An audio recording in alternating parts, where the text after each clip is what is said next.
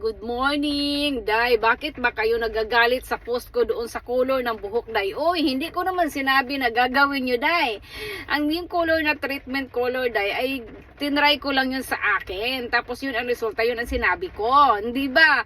Bakit naman kayo parang papatayin nyo na ako sa galit nyo?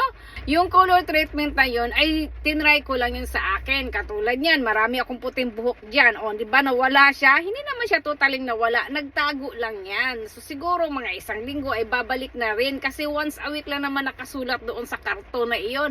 Eh, malay ko ba kung totoo ba yun siya o hindi?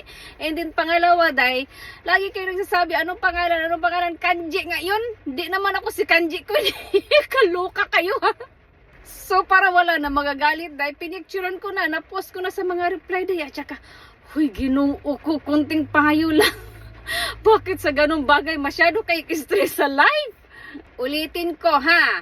Ginamit ko lang yun para sa akin at hindi talaga yun siya forever na matatanggal ang inyong mga puting mga ano dyan sa inyong mga buhok o mga uban o mga kuto, mga lusa o kung ano-ano man. Oy, Ginoo!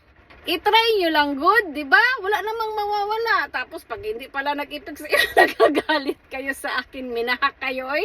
Kalami na napiktan yung mga lubot. Pasensya, og sorry kaayo. Huwag tayo makataka. Masuko si ante. Sorry po.